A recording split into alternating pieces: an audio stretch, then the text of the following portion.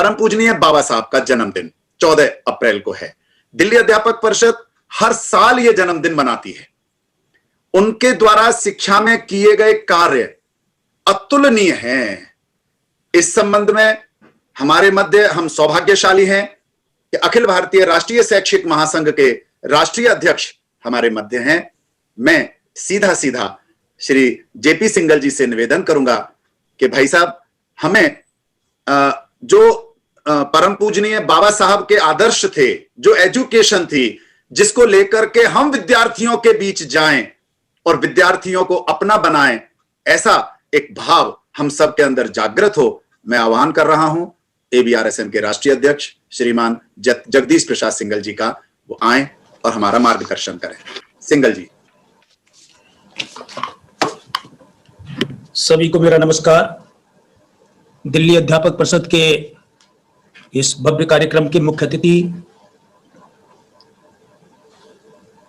आदरणीय उदित प्रकाश राय जी, निदेशक शिक्षा निदेशालय दिल्ली,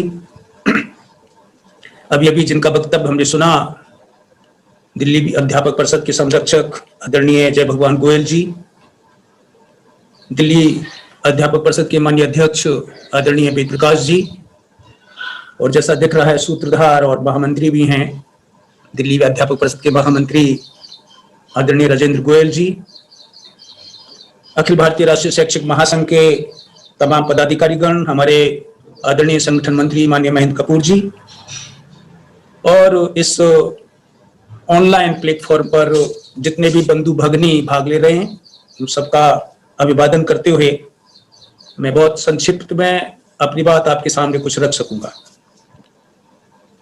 14 अप्रैल 1894 में डॉक्टर भीमराव अंबेडकर जी का जन्म हुआ। जन्म से ही वो विलक्षण प्रतिभा के धनी थे, लेकिन उनके जीवन में उन्हें बहुत सारे कटु अनुभव रहे। अनुभव कुछ अच्छे भी रहे, लेकिन कटु अनुभव ज्यादा रहे, और इन खराब अनुभवों से अंबेडकर जी ने बहुत कुछ सीखा, अपने जीवन में उतारा और उसको नीचे तक ले जाने का प्रयत्न भी किया। भारत रत्न, युग दृष्टा, भविष्य दृष्टा कहिए डॉक्टर भीमराव अंबेडकर को जब कुछ लोग, कुछ लेखक कहिए, कुछ हमारे वक्ता कहिए, केवल दलितों के मसीहा के रूप में प्रस्तुत करते हैं तो मुझे बहुत पीड़ा होती है। डॉक्टर भीमराव अंबेडकर जी केवल दलितों के नहीं थे, दलितों के मसीहा नहीं थे, लेकिन पूरे समाज के मसीहा थे। उस समाज में एक क्रांतिकारी परिवर्तन लाने वाले मसीहा थे, उस समाज को एक सही रास्ता दिखाने वाले थे, और इसीलिए उनको यह कहा जाना चाहिए कि समाज सुधारक नहीं केवल, लेकिन समाज के मसीहा हैं जिन्होंने समाज को उद्धार करने का प्रयत्न किया। और इसीलिए कई बातें कहती हैं।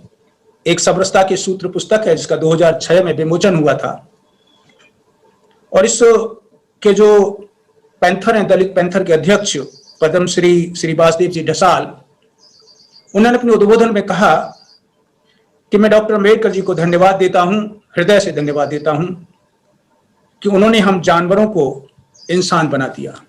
ये बात उनके मन की बात थी, यानी जो उनका व्यवहार था, उन्होंने जिस तरह क्रांतिकारी परिवर्तन किए देखने को मिले, उन सब में उनकी अमिट छाप हमको देखने को मिलती है। और ऐसे व्यक्ति के बारे में और उसके चिंतन के बारे में कुछ कहना बहुत कम शब्दों में और बहुत छोटी बात नहीं होती। उनके बारे में जितना कहा जाए उतना कम है, लेकिन कुछ ही बातें मैं आपके सामने निवेदन कर रहा हूं।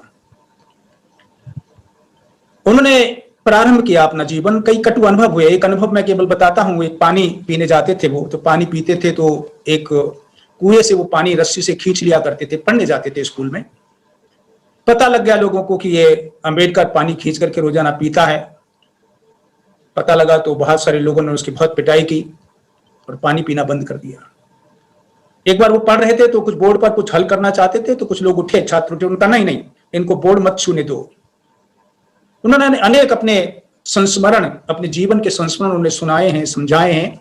उनकी जो जीवन जो गाथा लिखी है कीर ने, उन्होंने बहुत सारे प्रसंग दिए हैं जिन्होंने बताने का प्रयत्न किया है कि कितने सारे कष्ट, कितनी सारी अपमान उन्होंने अपने जीवन में सहे लेकिन वो निरंतर अपने पथ पर अग्रसर होते रहे। और पहली बार उन्होंने कहा कि अगर हमें परिवर्तन चाहिए, खाली हमें परिवर्तन केवल राजनीतिक परिवर्तन से काम नहीं चलेगा। राजनीतिक परिवर्तन तो आ जाएगा, लेकिन राजनीतिक परिवर्तन से राष्ट्र परिवर्तित नहीं होगा, राष्ट्र का पुनरुत्थान नहीं होगा। हमें सामाजिक परिवर्तन चाहिए। और इस सामाजिक परिवर्तन के लिए जब उन्होंने कहा तो उस समय ये बहुत महत्वपूर्ण बात थी कि हमारे जो दलित वर्ग के लोग थे उनको अछूत, अस्पृश्यता, कई सारी समस्याएं उनके सामने थी, जिनको स्वयं भुगत भी रहे थे। और इसलिए उन्होंने कहा कि हमको क्या करना है। अगर हमको मुख्य धारा में आना है तो मुख्य धारा में आने के लिए हमारे पास एक ही विकल्प है, वो है केवल शिक्षा का विकल्प। अगर हम अपने शिक्षा के विकल्प को करेंगे, पूरा करेंगे, तो निश्चित तौर से हम मुख्य धारा में आ सकते हैं और मुख्य धारा में रह करके अपने जीवन को सफल और बना सकते हैं। अपना जीवन का और अपने समाज का उद्धार हम कर सकते हैं। इसलिए उन्होंने कहा अगर हमें ऐसा करना है तो शिक्षित बनो, संगठित रहो और संघर्ष करो। 3 बातें कही उन्होंने, शिक्षित बनो, संगठित रहो और संघर्ष करो।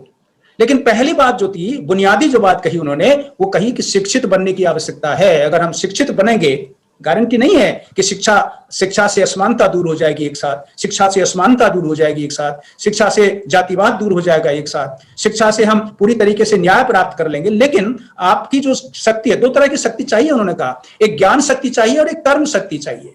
अगर हम शिक्षा से ज्ञान शक्ति प्राप्त कर पाए और उसको हम कर्म के साथ हमने अगर जोड़ दिया, कर्म के साथ अगर हमने जोड़ दिया, तो निश्चित तौर से जो भी उद्देश्य लेकर के हम चले हैं, जिस प्रकार का समाज का निर्माण करना चाहते हैं, इस प्रकार के समाज का निर्माण हम करने के लिए चल सकते हैं। और इसलिए सबसे पहले उन्होंने यही कहा कि हमें तमाम जो शिक्षा के द्वार हैं, शिक्षा के दरवाजे हैं, ये तमाम हमारे दलित वर्ग के लोगों को खोले जाने चाहिए। अभी तक बंद थे, कुछ ही लोग, एलीट क्लास के लोग ही केवल पढ़ सकते थे। और अगर कोई दलित वर्ग का कोई व्यक्ति पढ़ना चाहता था तो उसको कई तरह की कठिनाइयों का सामना करना पड़ता था। इसलिए कहा कि मैं कोई स्थान नहीं मांग रहा हूं, हम केवल मांग रहा हूं समानता, मांग रहा हूं सुरक्षा, मांग रहा हूं। आगे जाकर के उन्होंने अनुच्छेद जो 11 है हमारे संविधान का, उसमें उनको देने का प्रयत्न भी किया। समानता का अधिकार मिलना चाहिए, सुरक्षा का अधिकार मिलना चाहिए। और इसीलिए ये बात उन्होंने बराबर कही कि मैं कोई आपके लिए, मेरे लिए स्थान नहीं मांग रहा हूं, मैं केवल इन दलित वर्ग के लोगों के लिए अवसर मांग रहा हूं, जिस अवसर का उपयोग हम कर सकें। और इसलिए जितने भी आधुनिक शिक्षा के मार्ग हैं वो तब खोले जाने चाहिए। इसके लिए उन्होंने एक बहिष्कृत हितकारिणी सभा का निर्माण किया।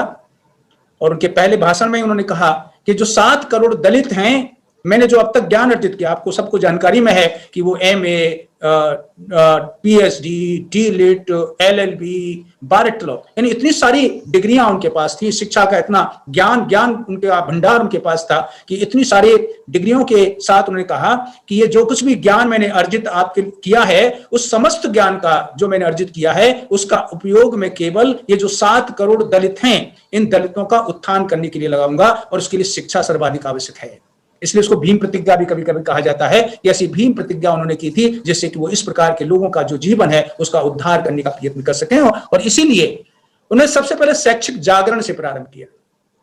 उन्होंने शैक्षिक जागरण किया, स्वयं ने जागरण किया, ऐसा प्रबोधन किया लोगों का कि किस तरीके से हम शिक्षा के साथ जुड़ने का प्रयत्न कर सकते हैं। जगह जगह पर उन्होंने इस प्रकार की बातें, शिक्षा के महत्व को बताने का, शिक्षा से हमें ज्ञान कैसे प्राप्त किया जा सकता है, शिक्षा से हम किस तरीके से अपना उत्थान कर सकते हैं, शिक्षा से किस तरीके से हम रोजगार प्राप्त कर सकते हैं, शिक्षा से कैसे हम अस्पृश्यता के दंश से अपने आप को दूर कर सकते हैं, शिक्षा से किस तरीके से हम अपना स्थान जो है समाज में बना सकते हैं। इस प्रकार का उन्होंने जग जागरण किया, जन जागरण किया। और फिर उन्होंने जो शिक्षक थे, जरूर नहीं वो दलित वर्ग के शिक्षक हों, किसी भी वर्ग के शिक्षक हों, उनका आह्वान किया। उन्होंने आह्वान किया कि आपको निश्चित तौर से इस प्रकार के शिक्षा के महत्व को बताने की आवश्यकता है। शिक्षा किस तरीके से आगे बढ़ सकती है, शिक्षा किस तरीके से हमारे तमाम दलित वर्ग के साथियों को उपलब्ध कराई जा सकती है, इसके लिए हम सबको मिलजुल करके प्रयत्न करना चाहिए। जैसा कह रहे थे ना अभी कि विद्यार्थी हैं तो हम हैं, तो विद्यार्थी हैं तो हम हैं, तो शिक्षक ही तो कर सकता है। विद्यार्थी हैं तो हम हैं। अगर केवल शिक्षक विषय का शिक्षक बना रहे, समाज का शिक्षक नहीं बने, शिक्षक केवल छात्रों को जिज्ञासु नहीं बनाए, रटंत विद्या कराता रहे, या शिक्षक केवल ये कह सकते हैं कि हम समाधान नहीं करें, केवल प्रश्न पैदा करता रहे, उत्पन्न करता रहे, या शिक्षक कोई नवाचार नहीं करे, या शिक्षक अपने शिक्षार्थी के साथ कनेक्ट होने का प्रयत्न ना करे, तो फिर शिक्षक विद्यार्थी नहीं बनेगा, मानव नहीं बनेगा, विद्यार्थी आपके पास आएगा नहीं, विद्यार्थी आपके साथ किसी प्रकार का कोई आपको सम्मान नहीं देगा। और इसलिए ये बहुत महत्वपूर्ण रूप से उन्होंने कहा, शिक्षकों का आह्वान किया कि हमें समाज का शिक्षक बनना होगा, हमें इस प्रकार का ज्ञान उनको देने का प्रयत्न करना होगा, हमें हमारे यहाँ पर हमारे छात्रों को जिज्ञासु बनाना होगा, नवाचार करने होंगे, ताकि हमारा जो प्रत्येक वर्ग का व्यक्ति है वो इस प्रकार का शिक्षा का जो अवसर है उसको प्राप्त करने का प्रयत्न कर सके। उन्होंने कहा कि केवल रोटी कपड़ा मकान देना पर्याप्त नहीं है। जैसे कहते हैं ना, आजकल जितनी राजनीति होती है उस पर यही चर्चा की जाती है कि रोटी कपड़ा और मकान दिया जाना चाहिए, उनकी सुविधा दी जानी चाहिए, खाने को रोटी मिल सके, पहनने को कपड़े मिल सके और रहने को मकान मिल सके। उन्होंने कहा ना, रोटी कपड़ा मकान से काम नहीं चलेगा, ये तो पैदा किया जा सकता है, लेकिन जब तक शिक्षा नहीं मिलेगी, जब तक शिक्षा के अवसर नहीं मिलेंगे, तब तक हम हमारे समाज को ठीक नहीं। ऐसा विचार था और इसलिए उन्होंने बहुत सारी नई नई बातें की। प्रारंभिक तौर पर सबसे पहले उन्होंने छात्रावास, उन्होंने कहा कि शिक्षा को अगर बढ़ाना है दलितों को, तो दलितों के लिए शिक्षा के लिए छात्रावास उपलब्ध कराए जाने चाहिए, छात्रावास स्थापित किए जाने चाहिए। और सबसे पहले एक 1925 में मुंबई में छात्रावास स्थापित किया गया था, उसके बाद 1928 और निरंतर बहुत सारे छात्रावास स्थापित किए गए, जिनके आधार पर यह प्रयास किया गया कि छात्रावास में अगर आकर के छात्र रहेगा, एक वातावरण, एक परिवेश उसको शिक्षा का मिलेगा, वहां मिलकर के वो अपनी तमाम दुविधाओं से दूर रह करके, अपनी तमाम गरीबी और बेरोजगारी का जो दंश है, उससे भूखमरी का जो दंश है, उससे दूर रह करके वो शिक्षा प्राप्त कर सकेगा। उन्होंने कहा कि वाचनालय होनी चाहिए, पुस्तक प्रेम बहुत था हमारे उनको, तो शिक्षा को कैसे बढ़ा सकते हैं, तो उन्होंने कहा वाचनालय स्थापित, पुस्तकालय स्थापित किए जाने चाहिए, जहाँ छात्र खुद की पुस्तक नहीं खरीद सकता तो वहां वाचनालय में आकर के समय बिता करके वो निश्चित तौर से जो ज्ञान प्राप्त करना चाहता है, जिस प्रकार का ज्ञान प्राप्त करना चाहता है, वो ज्ञान प्राप्त करने का प्रयत्न कर सके। इस तरह के वाचनालय स्थापित किए जाने चाहिए। उन्होंने कहा कि हम निरंतर इस बात का कोशिश करें कि औद्योगिक प्रशिक्षण केंद्र स्थापित किए जाने चाहिए।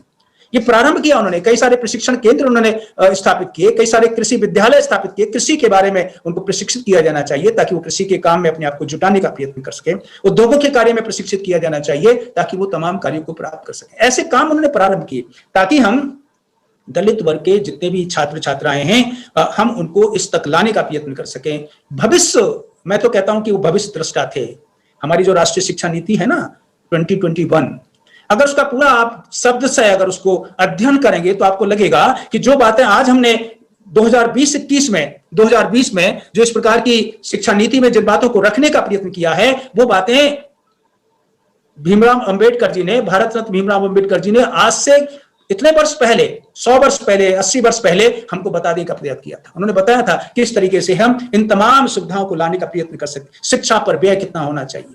चिंता देखिए आप उनके उस समय। आज हम कह रहे हैं ना, अभी 2020 एनईपी नेशनल एजुकेशन पॉलिसी 2020 में कहा गया कि 6% ऑफ जीडीपी हम खर्च करेंगे। उन्होंने कहा कि हम और तमाम खर्चा बढ़ा रहे हैं, लेकिन शिक्षा पर हमारे खर्च को नहीं बढ़ा रहे हैं। उन्होंने कहा शिक्षा पर किया जाने वाला खर्चा एक विनियोग है और इसलिए निरंतर शिक्षा के व्यय पर वृद्धि की जानी चाहिए ताकि हम सभी को शिक्षा उपलब्ध कराने का प्रयत्न कर सकें। ड्रॉप आउट की बात आज कर रहे हैं, वो पहले से ड्रॉप आउट की बात करते थे कि सर्वाधिक कठिनाई हमारी है कि हमारा बालक अपने अध्ययन को आगे जारी नहीं रख पाता, कुछ समय पढ़ने के बाद ड्रॉप आउट कर देता है। हायर एजुकेशन में जाते जाते तो ड्रॉप आउट की संख्या बहुत अधिक हो जाती है। इसलिए उन्होंने कहा कि ड्रॉप आउट की समस्या पर चिंतन करके इसको कैसे हम समाप्त कर सकते हैं, उसके बहुत सारे तरीके उन्होंने सुझाए जिसके माध्यम से हम ड्रॉप आउट की जो दर है इसको कम करने का प्रयत्न कर सकते हैं। आज हम चर्चा कर रहे हैं कि ड्रॉप आउट क्या करेंगे, उसके लिए हम छात्रावास चालू करेंगे, उसके लिए हम सुबह का नाश्ता भी देंगे, उसके लिए हम खाना भी देंगे। तमाम बातें हमारी इस पॉलिसी में की गई है। वो बहुत पहले अंबेडकर जी ने अपने विचारों में बताने का प्रयत्न किया, अपने उद्बोधनों में इस बात को बताया, अपने अनुभव से इस बात को सिद्ध करने का प्रयत्न किया। सर्वव्यापी एवं सर्वस्पर्शी शिक्षा।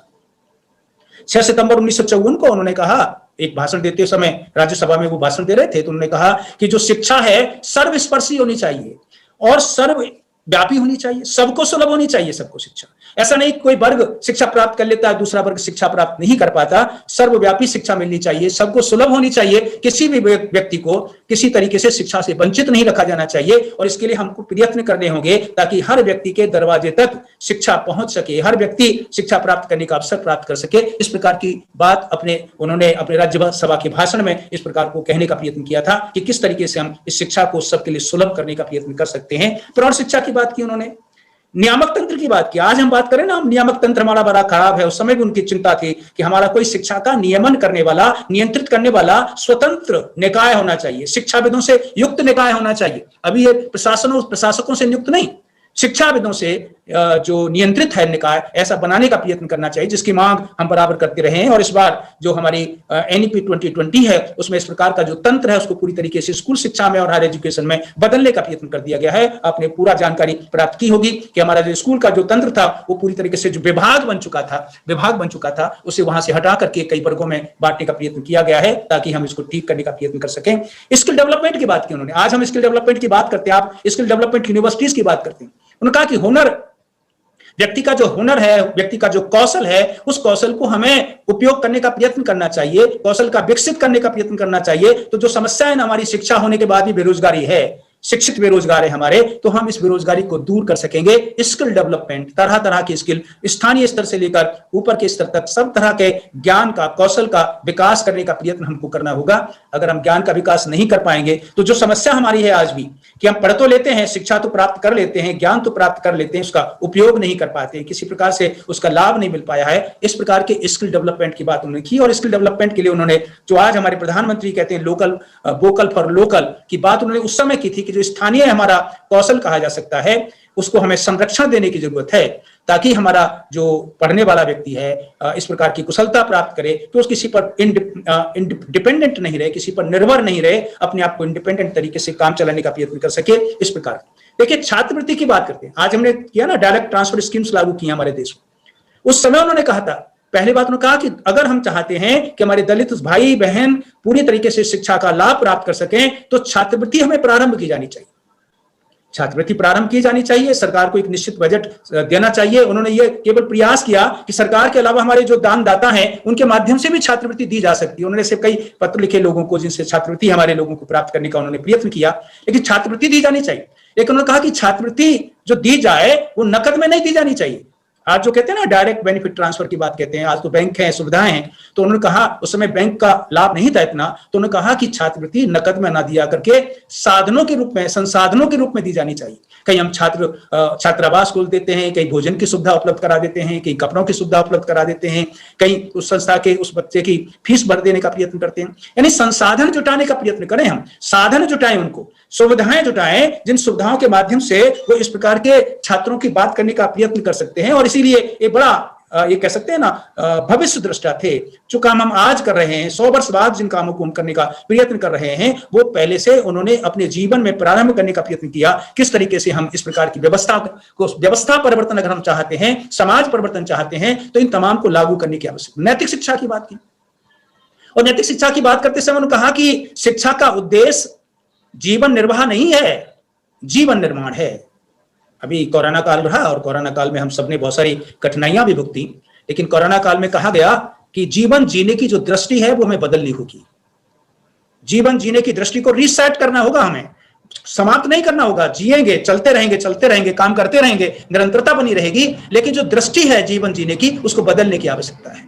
ये जीवन निर्वाह कैसे काम नहीं चलेगा, जीवन निर्माण होगा, हमारा जीवन दृष्टि हमारी बनेगी, तभी हम नैतिक रूप से, चारित्रिक दृष्टि से अपने चरित्र को सशक्त बनाने का प्रयत्न कर सकते हैं। ये निरंतरता है, ये आवश्यकता है, ताकि नैतिक शिक्षा की बात उन्होंने उस समय बताने का प्रयत्न किया, किस तरीके से हम नैतिक शिक्षा को लाने का प्रयत्न अपने यहाँ पर कर सकते हैं। स्त्री शिक्षा की बात कहिए, उन्होंने कहा खाली पुरुषों को हम शिक्षित कर दें उससे काम नहीं चलेगा। उतना ही बड़ा वर्ग हमारे पास है स्त्री शिक्षा, जो पूरी तरीके से अनपढ़ है, या स्त्री के पास शिक्षा का कोई अवसर नहीं मिल रहा है, उसको अवसर दिया नहीं जा रहा है। तो फिर ये जरूरी है कि हमें निश्चित तौर से इस प्रकार की व्यवस्था अपने यहाँ पर स्थापित करने की आवश्यकता है कि हम स्त्रियों को पुरुषों के समान अवसर दे सके। उन्होंने कहा कि खाली कुछ पैसा दे देना, खाली कुछ अधिकार दे देने से काम नहीं चलेगा, हमको इस प्रकार का एक कार्य करने की आवश्यकता है। इसलिए उन्होंने इस बात पर बहुत चर्चा की कि स्त्री शिक्षा को किस तरीके से बढ़ावा दिया जा सकता है, किस किस प्रकार के प्रयत्न हमको करने चाहिए जिससे कि हम कर सकते हैं। बहुत बड़ी बात की उन्होंने, जो आज हम राइट टू एजुकेशन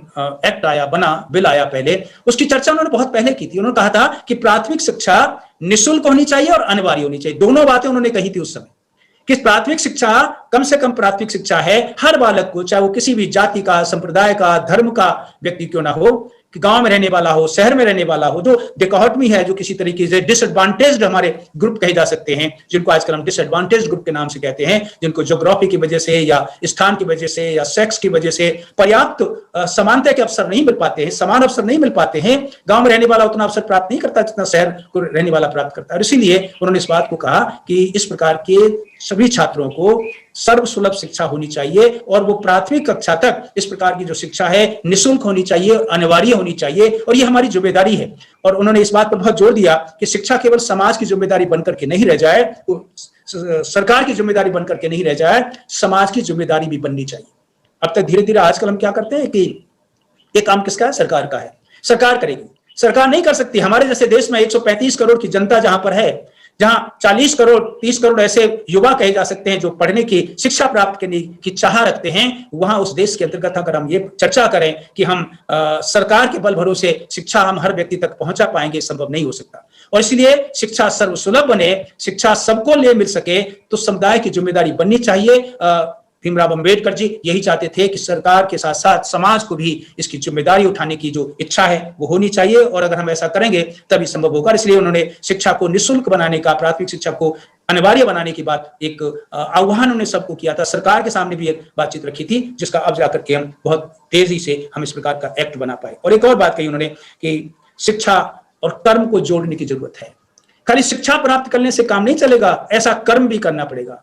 खाली शिक्षा प्राप्त करने से ज्ञान तो प्राप्त हो सकता है, लेकिन ज्ञान का उपयोग करने के लिए, ज्ञान को और अधिक बढ़ाने के लिए, कहते हैं ना, ज्ञान तो एक चक्राकार होता है, इससे circular, knowledge is very much circular by nature, निरंतर, इसका कोई अंत नहीं है, इसका कोई प्रारंभ और अंत नहीं कहा जा सकता, निरंतरता है इसमें, निरंतरता, जितना हम चाहें इसको प्राप्त कर सकते हैं। और इसलिए विद्यासागर जी कहते थे कि शिक्षा का मतलब चिंतन भी है, मनन भी है, उपयोग भी है इसका। अगर हम उपयोग करेंगे, ज्ञान का उपयोग करेंगे, तभी उस ज्ञान का लाभ हमको मिल सकेगा। और इसलिए बार बार वो इस चर्चा कहते थे ना, एक आपने पढ़ा होगा, एक ब्यूटीफुल ट्री, धर्मपाल ने जो लिखा है, रमणीय वृक्ष, ये जो शिक्षा का, हमारे देश का जो रमणीय वृक्ष था, जिसकी चर्चा स्वयं भारत रत्न भीमराव अंबेडकर जी ने अपने कथनों में की है, वो रमणीय वृक्ष धीरे धीरे करके नष्ट कर दिया गया, उसको जड़ों से समाप्त कर देने का प्रयत्न किया गया। और इसीलिए ये बहुत जरूरी है कि जो आज से 100 वर्ष पहले, 80 वर्ष पहले, 50-70 वर्ष पहले जो कुछ बातें डॉक्टर भीमराव अंबेडकर जी ने की थी, उन तमाम बातों को हम हमारे जीवन में उतारने के लिए, शिक्षा व्यवस्था में लाने के लिए प्रयत्न करेंगे, तभी जाकर के ये जो शिक्षा का मंदिर है वो मंदिर बनेगा। और अखिल भारतीय राष्ट्रीय शैक्षिक महासंघ का जो उद्देश्य है, और दिल्ली अध्यापक परिषद का जो उद्देश्य है कि राष्ट्र के हित में शिक्षा, शिक्षा के हित में शिक्षक, और शिक्षक के हित में समाज, जैसी पृष्ठभूमि और जैसा वैचारिक अधिष्ठान जो हमारा है, उसको हम पूरा कर सकेंगे। और इसलिए मुझे पूरा भरोसा है, मैं आप सबका आह्वान करता हूं कि डॉक्टर भीमराव अंबेडकर जी के जो शिक्षा का दर्शन है, शिक्षा का जो उनका विचार है, उस विचार को हम जहां हैं, जिस स्तर पर हैं, जिस पद और प्रतिष्ठा के साथ हम काम करते हैं, उसको अपने जीवन में और अपने साथ साथ अपने छात्रों के जीवन में उतारने का प्रयत्न करें। और अगर हम ये कर पाए, तो जो आपने एक विषय रखा है आज, विद्यार्थी हैं तो हम हैं, तो विद्यार्थी आपकी तरफ आकर्षित भी होगा, विद्यार्थी आपका सम्मान भी करेगा, और विद्यार्थी निश्चित तौर से आपको अपने माँ बाप से भी अधिक सम्मान देकर के इस प्रकार का कार्य करेगा, जिससे कि हम अपने आप को जिम्मेदार बना सकते हैं और भारत विश्व का एक विश्व गुरु बन सकता है। इसी आह्वान के साथ मैं अपना कथन यहीं पर समाप्त करता हूं और आपको बहुत धन्यवाद देता हूं, आभार प्रकट करता हूं कि आपने मुझे आप सब लोगों से मिलने का अवसर दिया। जय